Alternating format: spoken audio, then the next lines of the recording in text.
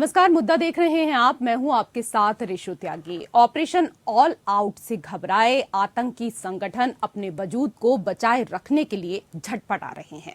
अपने खत्म हो रहे अस्तित्व को बनाए रखने के लिए कुछ भी करने के लिए तैयार हैं। इसी कड़ी में अपने लिए यमदूत बने सेना के जवानों पर आतंकियों ने हमला किया है। जम्मू के पुंछ में आतंकियों ने सेना की गाड़ी पर ग्रेनेड से हमला किया। इस हमले में गाड़ी में आग लग गई, जिसमें हमारे 5 जवान शहीद हो गए। आतंकी संगठन जैश समर्थित PAFF यानी पीपल्स एंटी फासिस्ट फ्रंट ने इस हमले की जिम्मेदारी ली है, लेकिन हकीकत तो ये है कि ये आतंकी तो मोहरे हैं, इसके पीछे तो कोई और ही है जो जम्मू कश्मीर में शांति बहाली से अशांत है।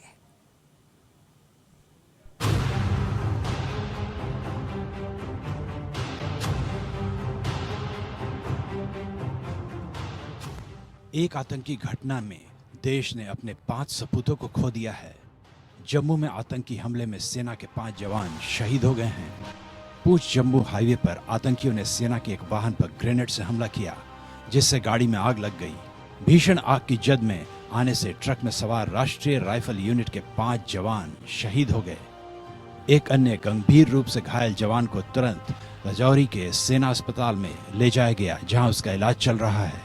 शहीद हुए जवानों में हवलदार मनदीप सिंह, सिपाही हरकिशन सिंह, लांस नायक कुलवंत सिंह और सिपाही सेवक सिंह पंजाब के रहने वाले थे, जबकि लांस नायक देवाशीष उड़ीसा के निवासी थे।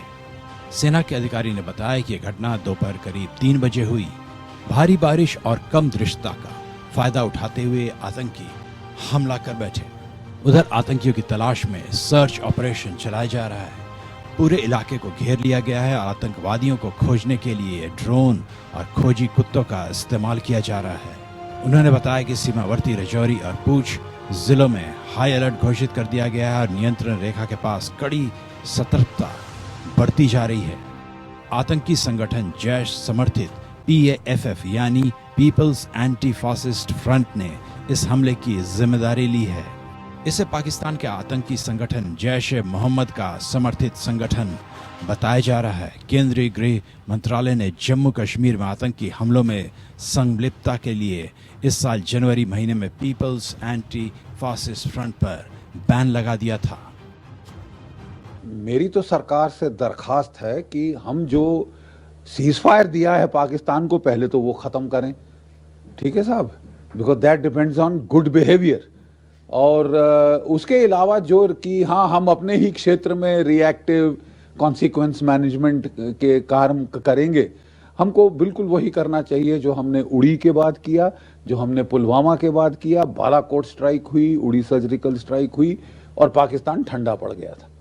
अब फिर हमने सिर पे चढ़ा लिया है, तो अब इसको सिर से उतारना होगा। जहाँ तक सवाल है ग्राउंड पे जो वारदात हुई है, मैं वहाँ पे रोमियो फोर्स कमांडर था। मैं वो इलाका जानता हूँ, ये ट्रूप्स जानता हूँ। बहुत अच्छी पलटन है। हो जाता है कभी कभार इस तरह का एम्बुश, अगर दुश्मन ठान ही ले कि उसने आपको एम्बुश करना है, उसको मौका मिला, उसने मौके का फायदा उठाया और हमारे 5 जवान शहीद कर दिए। PAFF जम्मू कश्मीर में एक्टिव आतंकी संगठन है। पीपल्स एंटी फासिस्ट फ्रंट 2019 में जैश के प्रॉक्सी आउटफिट के तौर पर उभरा था। तभी से ये देश भर में, विशेष रूप से जम्मू कश्मीर में आतंकी हमलों को अंजाम देता रहा है। यह पाकिस्तान के आतंकी संगठन जैश ए मोहम्मद से जुड़ा हुआ है। यह संगठन पहली बार 2019 में ही जम्मू कश्मीर से आर्टिकल 370 हटाने के बाद सामने चर्चा। PAFF समय समय पर सेना और सरकार को भी धमकियां देता रहा है। साल 2020 में संगठन ने वीडियो जारी कर कश्मीर में इजरायल की ओर से 2 सेंटर ऑफ एक्सीलेंस स्थापित करने की धमकी दी थी। दरअसल इस हमले के पीछे पाक समर्थित आतंकियों की बौखलाहट साफ नजर आ रही है। कश्मीर घाटी से अनुच्छेद 370 हटाने के बाद भी यहाँ शांति बनी हुई है। इस अमन बहाली से आतंकी संगठन पूरी तरह से बौखला गए हैं। सुरक्षा बलों की सतर्कता, समन्वय और सुरक्षा एजेंसियों के बेहतर तालमेल से घाटी में आतंकी घटनाओं पर काफी लगाम लगा हुआ है। लगातार चलाए गए ऑपरेशन से आतंकियों को पनाह देने वाले की कमर टूट गई है। आतंकी संगठनों के कई बड़े कमांडर मार गिराए गए हैं। हालांकि हताश आतंकी संगठन अपनी हरकतों से बाज नहीं आ रहे हैं। 20 अप्रैल को पूंछ में हुआ आतंकी हमला इसकी तस्दीक करता है। भारत इस साल G20 की समिट की अध्यक्षता कर रहा है। इसके तहत अलग अलग जगह बैठकें होनी हैं। इसमें 2 बैठकें श्रीनगर और लद्दाख के लेह में होंगी। लेह में 26 से 28 अप्रैल और श्रीनगर में 22 से 24 मई को बैठक होनी है। इस बैठक से पहले हमला करके आतंकी संदेश देना चाहते हैं कि कश्मीर में हालात सामान्य नहीं है। इन दोनों बैठकों को लेकर पाकिस्तान आपत्ति भी जता चुका है। हालांकि भारत ने पाकिस्तान की आपत्ति को यह कहते हुए खारिज कर दिया कि जम्मू कश्मीर और लेह भारत का अभिन्न और अटूट हिस्सा है। अहम बात यह है कि कश्मीर घाटी में मात खाने और घुसपैठ में कामयाब न होने के बाद अब आतंकी जम्मू संभाग की सीमाओं में घुसपैठ कर केंद्र शासित प्रदेश को दहलाने की कोशिश कर रहे हैं। गुरुवार को आतंकियों ने ऐसी साजिश को अंजाम दिया और हाईवे से गुजर रहे सेना के वाहन को निशाना बनाकर ग्रेनेड दागे और फायरिंग की। लेकिन सेना पूरे जम्मू कश्मीर में मुस्तैद है और आतंकियों के किसी नापाक हरकत का मुंहतोड़ जवाब देने के लिए तैयार है। Bureau report APN। तो भारत इस साल G20 समिट की अध्यक्षता कर रहा है। इसके तहत अलग अलग जगह बैठकें होनी है। इसमें 2 बैठकें श्रीनगर और लद्दाख के लेह में होगी। लेह में 26 से 28 अप्रैल और श्रीनगर में 22 से 24 मई को बैठक होनी है। इस बैठक से पहले हमला करके आतंकी संदेश देना चाहते हैं कि कश्मीर में हालात सामान्य नहीं है। इसी को लेकर आज मुद्दा में हम चर्चा करेंगे और चर्चा करने के लिए पैनल में कई खास मेहमान इस वक्त हमारे साथ जुड़ चुके हैं। सबसे पहले उनका परिचय आपसे कराते हैं। हमारे साथ सुरेश गोयल, पूर्व राजनयिक, जुड़ चुके हैं। नमस्कार सर, बहुत बहुत स्वागत है आपका हमारे खास कार्यक्रम में। हमारे साथ SP वैद्य, पूर्व DGP जम्मू कश्मीर, भी जुड़ चुके हैं। सर, आपका भी बहुत बहुत स्वागत है। हमारे साथ राजेश सिंह, नेता BJP, जुड़ चुके हैं। आपका भी स्वागत राजेश जी। और हमारे साथ कांग्रेस के नेता डॉक्टर अरुणेश यादव भी जुड़ चुके हैं। आपका भी बहुत बहुत स्वागत। SP वैद्य जी, सर, सबसे पहला सवाल मेरा आपसे ही है। G20 समिट की 2 बैठकें जम्मू कश्मीर में होनी है। लेह में 26 से 28 अप्रैल और श्रीनगर में 22 से 24 मई। ऐसे में पुंछ हमला सुरक्षा व्यवस्था को कैसे रीडिफाइन कर रहा है? यह भारत की महत्वाकांक्षा पर भी हमला है। बिल्कुल सही कहा आपने। देखिए, पाकिस्तान बुखलाया हुआ है क्योंकि कश्मीर में धारा 370 हटाने के बाद, 35A हटाने के बाद हालात बहुत बेहतरी की तरफ कश्मीर घाटी में जा रहे हैं। तो जब ये बैठक जो G20 की होने वाली है तो उससे बुखलाहट उसकी सामने आया। आपने देखा पाकिस्तान ने किस तरह से जगह जगह दुनिया में जाकर इसके खिलाफ प्रचार किया और इसका साथ चाइना भी दे रहा, और इन दोनों देशों ने इस पर ऑब्जेक्ट भी किया कि ये नहीं होना चाहिए, लेकिन भारत ने उसको नहीं माना। तो ये बेसिकली दिखाना चाहते हैं कि देखिए हालात कितने खराब हैं। तो जम्मू कश्मीर जो नैरेटिव है कि हालात बेहतर हो रहे हैं, उसको पंक्चर करना चाहते हैं ये इस तरह का हमला करके, क्योंकि ये इलाका BG का इलाका जो है बिल्कुल बॉर्डर के पास है और किसी ग्रुप को इन्फिल्ट्रेट करके जिस तरह से एक बड़े सिस्टमैटिक तरीके से एम्बुश लगाया जाता है, वो लगाया गया और अकेली गाड़ी आर्मी की आते हुए देखकर उस पर ही ग्रेनेड और फायरिंग से अटैक किया गया, जिसमें ड्राइवर को पहले हिट किया गया ताकि गाड़ी आउट ऑफ कंट्रोल हो और ग्रेनेड मारने से फ्यूल टैंक पंक्चर हो जाए ताकि आग लग जाए और जो जवान है वो बाहर ना निकल सके और अटैक रिटेलिएट ना कर पाए। तो ये क्लासिकल एम्बुश टाइप का अटैक किया गया है, जिसमें अनफॉर्चुनेटली हमारे 5 जवान शहीद हो गए। हम उनको श्रद्धांजलि देते हैं, पूरा देश उनको श्रद्धांजलि देता है। तो ये पाकिस्तान और चाइना की वो गड़बड़ाहट है, उनको परेशानी हो रही है कि भारत किस तरह से G20 बिल्कुल सही आपने सर कहा कि पाकिस्तान और चीन की जो घबराहट है वो लगातार देखने को मिल रही है, क्योंकि भारत के पास इस बार G20 की अध्यक्षता है। सुरेश गोयल जी, श्रीनगर में प्रस्तावित बैठक को रोकने के लिए पाकिस्तान, चीन, तुर्की और सऊदी अरब पहले से ही लॉबिंग कर रहे थे। ऐसे में इस हमले को सिर्फ सुरक्षा व्यवस्था से जोड़कर नहीं देखा जाना चाहिए।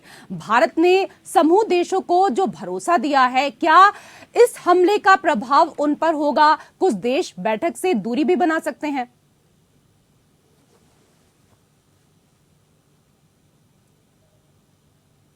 मैं उसमें से सऊदी अरेबिया का नाम अभी तो मैं शामिल नहीं करूंगा, जी। क्योंकि जहां तक मेरे को याद पड़ता है सऊदी अरब की तरफ से कोई ऐसी स्टेटमेंट नहीं आई है जो G20 की मीटिंग के बारे में ऑब्जेक्शन रेज करती हो। और G20 के देखें, लेकिन अभी तक उन्होंने हमारा साथ ही दिया है।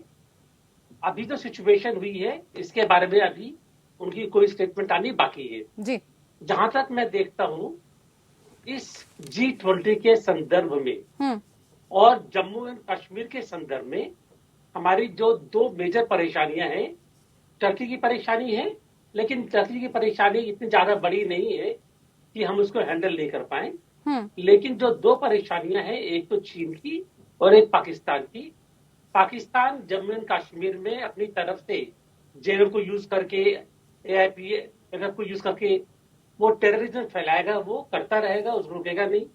हम कितना भी उसको कोशिश कर ले, क्योंकि उसके पास अभी ये एक मौका आया है कि वो भारत को नीचा दिखा सकता है और वो भरसक कोशिश करेगा। और हमें इसके बारे में सावधान रहना भी होगा। चीन का बड़ा खतरा ये है कि जैसा आपने कहा कि कुछ देश अलग भी हो सकते हैं, तो अगर चीन इससे अलग होने की कोशिश करेगा तो उसका जो इम्पैक्ट है वो ज्यादा होगा।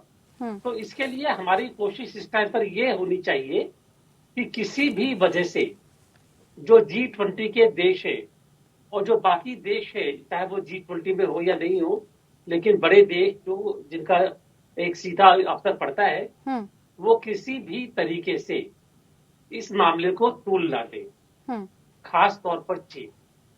उसके लिए हमको मेहनत करनी होगी। ठीक है अरुणेश जी, पुंछ में हुए हमले पर आपकी क्या टिप्पणी है? पुंछ का गुनहगार कौन है?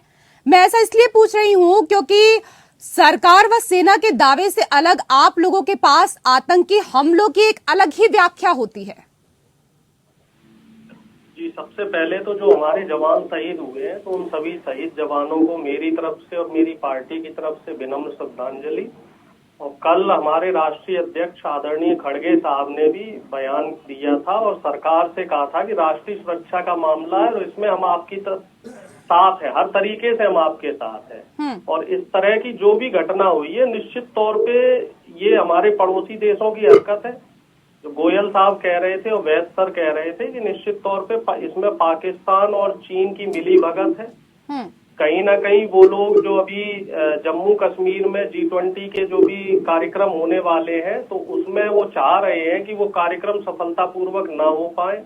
वो कहीं ना कहीं उसमें खलल डालना चाहते हैं। लेकिन हमारे यहाँ पे पूरा भरोसा है और हमें पूरा यकीन है कि हमारी सरकार इसमें सख्त कदम उठाएगी। और हम हर तरीके से, देखिए, हमारे इंटरनल मैटर कुछ भी हो सकते हैं, हमारे राजनीतिक भाई हो सकता है हमारी विचारधारा हमारी नहीं मिलती है, लेकिन जब राष्ट्रीय सुरक्षा का मामला है तो हम हर तरीके से सरकार के साथ हैं और हमें पूरी उम्मीद है। चलिए, अच्छा लगा सुनकर, किसी बात पर तो आपने एकता दिखाई, अच्छा लगा सुन के अरुणेश जी। जवाब ठीक है, से देगी और जो आतंकी हैं जो इस घटना में शामिल रहे हैं उनको जल्दी हमारी सेना मार गिराएगी। हमें हमारी सेना पे पूरा भरोसा है। चलिए, बहुत अच्छी बात है आपने सेना पर भरोसा जताया, क्योंकि अगर बात की जाए आपके कई दिग्गजों की तो लगातार वो सेना पर भी सवाल उठाते आए हैं, लेकिन आज जी किसी का भी अपना कुछ निजी विचार हो सकता है, लेकिन जहां तक मैं अपनी पार्टी की तरफ से कहता हूं तो हमें हमारी सेना पे पूरा भरोसा है। ठीक है। इससे पहले दिग्विजय सिंह के हमने कई बार बयान सुने, खैर उस पर मैं नहीं जाना चाहूंगी अभी।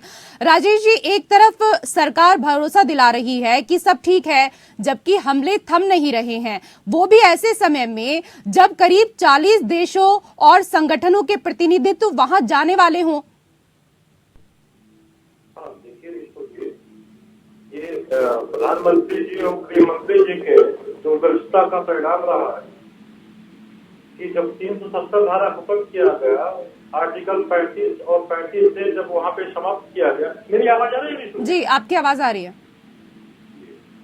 तो अब जिस प्रकार से जम्मू कश्मीर अब देश की मुख्य धारा से जुड़ चुका है, जैसे कि देश के सभी स्टेट में शांति व्यवस्था कायम है और लोग जो है दिनों दिन विकास के पथ पर आगे बढ़ रहे हैं। अब जम्मू कश्मीर भी उसमें शामिल हो गया है। तो जो वहाँ पे पाकिस्तान समर्थित आतंकवादी रहे हैं, समर्थन रहे हैं, और ऐसे भी लोग के लोकल सिपाही है जो आतंकवादी के समर्थक रहे हैं, जिनके बच्चे तो विदेशों में पढ़ते हैं, लेकिन वहां की गरीब जो है शोषण करते थे और अपने भाषण वहां पे अपना रखा कि अपने बच्चों को तो अच्छी तालीम देते थे, लेकिन बाकी वहाँ जम्मू कश्मीर के जो रहवासी थे उनके बच्चों को आतंकवादी घटनाओं में शामिल करने के लिए उस प्रकार से उनको उत्तेजित करते थे। तो आज प्रधानमंत्री जी की दूरदर्शिता है कि आज वहाँ पे शांति व्यवस्था कायम है और आप भी देख रहे हैं मीडिया के माध्यम से और बाकी भी जो एजेंसीज हैं। ठीक है, राजेश जी जो कह रहे हैं, अरुणेश जी उस पर आपकी प्रतिक्रिया, उसके बाद मुझे ब्रेक लेना है। एक प्रतिक्रिया दे दीजिए इस पर अरुणेश जी। जी देखिए, अभी तो हालांकि आज मुझे इस तरह की कहनी चाहिए, लेकिन मैं फिर भी थोड़ा सा जिक्र करूंगा क्योंकि सतपाल मलिक जी ने काफी गंभीर आरोप लगाए हैं और ये इन्हीं की पार्टी से गवर्नर भी रहे हैं। तो कहीं ना कहीं जो मलिक साहब के बयान है वो भी थोड़ा सा मतलब प्रश्नवाचक चिन्ह लगाते हैं। तो मैं सरकार से ये उम्मीद करूंगा, क्योंकि बात यहाँ आ जाती है राष्ट्रीय सुरक्षा की, तो किसी भी तरह की कोई ढील ना दी जाए, क्योंकि जम्मू कश्मीर बहुत ही संवेदनशील क्षेत्र है और G20 की वहाँ बैठक है। तो मैं उम्मीद करूंगा कि सरकार जल्द से जल्द वहाँ जो भी सुरक्षा व्यवस्था है उसमें पुख्ता इंतजाम करे और इस तरह की घटना उम्मीद करते कि इस तरह की घटना आगे ना हो, क्योंकि इससे कहीं ना कहीं बिल्कुल इस तरह की घटना ना हो, इसके लिए और ज्यादा हमें सजग होने की जरूरत है और ज्यादा सतर्क होने की जरूरत है। एसपी वैद्य सर, हाईवे पर सेना के काफिलों को बार बार निशाना बनाना यह पुलिस इंटेलिजेंस का फेल्योर अधिक है, लेकिन इसको रोकने का कोई तो तरीका होगा। पुलवामा के बाद 5 साल में 1000 से अधिक आतंकी हमले हो चुके हैं। जी बिल्कुल सही फरमा रही हैं आप। देखिए, जो LOC है वहीं पर सख्ती करने की जरूरत है जहां से ये आतंकी क्रॉस करके आते हैं, जिसको ये वहां की एस्टैब्लिशमेंट भेजती है। लेकिन आप जानती हैं कि पुंछ का इलाका काफी पहाड़ी इलाका है, उसमें घना जंगल है, दरिया है, तो ये उसका फायदा उठाकर रात के अंधेरे में निकल आते हैं। उसी का आर्मी को कोई हल ढूंढना पड़ेगा। हालांकि फेंसिंग की गई है, बहुत सारी गैजेट्स लगाई हैं, बहुत सारे जो डिटेक्टर्स होते हैं वो लगाए गए हैं। तो ये सारी गैजेट्स के बावजूद ये क्रॉस कर रहे हैं, क्योंकि कई बार दरिया में स्विम करके आ जाते हैं, कभी डीप कोई उसको बॉर्डर को जो फेंस किया है उसको तोड़ के आ जाते हैं। तो ये सारी चीजों का ध्यान रखना पड़ेगा इंडियन आर्मी को, क्योंकि अगर ये अंदर नहीं आ सकते तो इस तरह के हमले नहीं हो सकते हैं। That is most important. लेकिन एक बार अंदर आ गए तो फिर कहीं ना कहीं मुठभेड़ होगी ही होगी। दूसरा मेरा ये कहना है कि इंडिया को स्ट्रांग प्रोटेस्ट लॉन्च करनी चाहिए और पाकिस्तान के जो फॉरेन मिनिस्टर जिन्होंने कल ही अनाउंस किया कि पाकिस्तान में कि वो आएंगे, बिलावल भुट्टो को वेलकम नहीं करना चाहिए। वो वहाँ हमारे प्रधानमंत्री को बोलते हैं बुचर ऑफ गुजरात। उनका पूरा परिवार जो है वो पाकिस्तान की आम जनता का बुचर है। उनके नाना जुल्फिकार अली भुट्टो ने कितने कहा कि घास खा लेंगे और एटम बम बनाएंगे, और आज के घास खा रही है पूरी जनरेशन। वहाँ का आम जो अशराफिया क्लास है वो तो अमेरिका और कनाडा और यूके में चले जाते हैं और आम आदमी को जिहाद में लगाया हुआ। उनकी मां ने पूरे कश्मीर को बेनजीर भुट्टो ने भड़काया। तो वो बुचर वो उस परिवार से ताल्लुक रखते हैं जो पूरे पाकिस्तान की आम जनता का बुचर है और कश्मीर के बुचर है। सर, आपने कई पॉइंट्स यहाँ पर रखे हैं, लेकिन कुछ और चीजें हैं। देखिए कि पाकिस्तानी घुसपैठ जो है वो पहले से कम हुई है, कई बड़े अलगाववादी नेता निष्क्रिय हुए हैं, लेकिन इसके बावजूद उसी पैटर्न पर घटनाएं हो रही हैं। इसका क्या अर्थ समझा जाए? देखिए, अर्थ ये ही है कि वहाँ की एस्टैब्लिशमेंट जो है वो ये चीज उनका दिल में तो कोई तब्दीली नहीं आई है, उनका कोई चेंज ऑफ हार्ट नहीं हुआ है कि भारत के खिलाफ ये सारी कार्रवाइयां नहीं करेंगे। तो वो जब तक वो उनका चेंज ऑफ हार्ट नहीं हो तो वो अपनी तरफ से ऐसी कार्रवाई जारी रखेंगे। हमें उसको रोकना है। और ये जो बाकी हालात में तब्दीली आई, इसमें कोई शक नहीं है।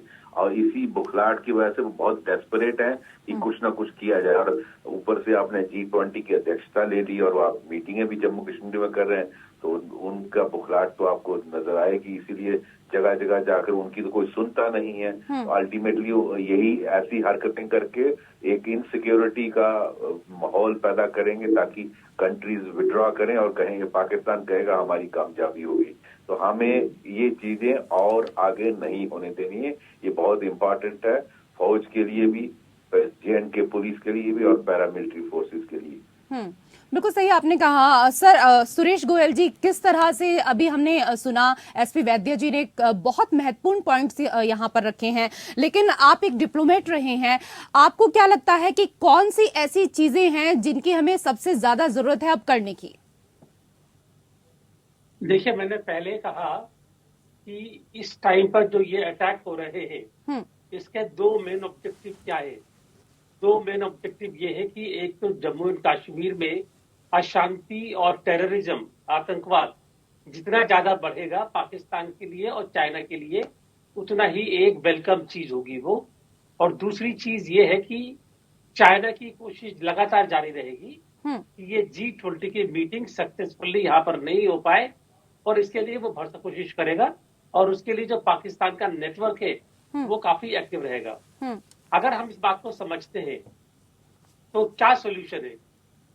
कोई भी सिक्योरिटी परफेक्ट नहीं होती है। कहीं ना कहीं पर भी कोई ना कोई चीज हम कितना भी कोशिश कर ले, लेकिन वो जो आतंकवाद फैलाने वाले हैं वो हमसे एक कदम आगे निकलते हैं इसको करने में। तो एक तो हमको अपनी इंटेलिजेंस उसको ज्यादा आगे बढ़ाना होगा, उसको मजबूत करना होगा। जैसे कि इजराइल की इंटेलिजेंस है कि वहां पर वो सोचते बाद में है और करने की खबर पहले मिल जाती है। तो हमें अपनी इंटेलिजेंस को उसी लेवल पर लाना है कि उनके सोचने से पहले ही हम उसको बिल्कुल एलिमिनेट कर दें, एक। और दूसरी चीज ये करनी है हमको कि जिस वेन्यू पर भी, जो वेन्यू खास तौर पर, क्योंकि देखिए बड़ी चीज ये है कि जो पार्टिसिपेट कर रहे हैं उनके दिल में दहशत पैदा होगी और वो मना कर सकते हैं आने से। तो जो वेन्यू है जहां पर की मीटिंग होनी है उसको इतना सिक्योर किया जाए कि एक परिंदा भी वहां पर नहीं मार पाए, खाली उनके जिनको कि वहां पर मीटिंग में आना है। बिल्कुल, ये आपने बहुत सही बात की कि वेन्यू को सिक्योर करने की अब बहुत ज्यादा जरूरत है। बहुत बहुत शुक्रिया आप सभी मेहमानों का हमारे साथ इस खास चर्चा में जुड़ने के लिए। और इसी के साथ मुद्दा में फिलहाल मेरे साथ इतना ही। नमस्कार।